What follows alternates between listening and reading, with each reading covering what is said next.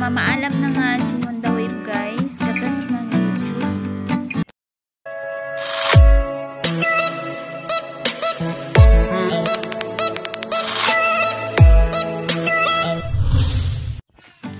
Guys, mag goodbye na muna tayo kay Honda Wave kasi binili na siya. May ano na, may amo na siya na bago. Ano guys, taga siya sa city, taga sa ano, sa gasolina. Kaya tapos ano na siya, magastos sa gasolina, tapos maandar pa siya, pero nung nasa kila Ting-Ilin na, panay sira-sira na, ayaw na niyang umandar, kaya binta natin guys. Nalulungkot din ako guys nang maano ko na, ibinta ko na talaga si Honda Wave kasi siya yung partner ko papuntang bundok. Tapos kapag may mga home service massage ako, siya yung lagi kong kasama, lagi kong service, lalo na sa gabi.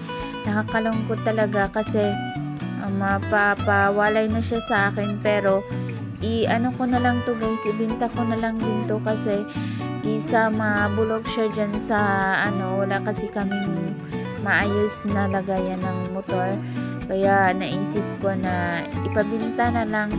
So ang ano nito guys, ang bayad nito ibinigay ko kay Ting-Ilin kasi binigay ko na kasi to sa kanya, tong motor na to. So sa kanya na talaga yung ano, pinagbintahan nito, kaya goodbye katas ng YouTube. Tapos ano guys, to pa isa to sa nagpa dami ng aking views at saka subscribers kasi nakahakot po siya ng 1.4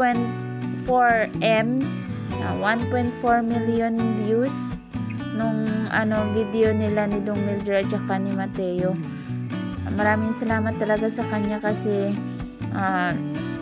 nakapagsimula akong makapag-ipon dahil sa kanya, pero kailangan din natin i-move on to guys kasi masasayang lang naman siya kung hindi ko ibibinta kahit maliit lang. Ang bili ko kasi nito is 12,000, so binayaran tayo ng 3K, meron tayong ano, lugi tayo ng 9K, pero okay lang kasi nakaano na rin ako, nakaipon na rin ako nito guys.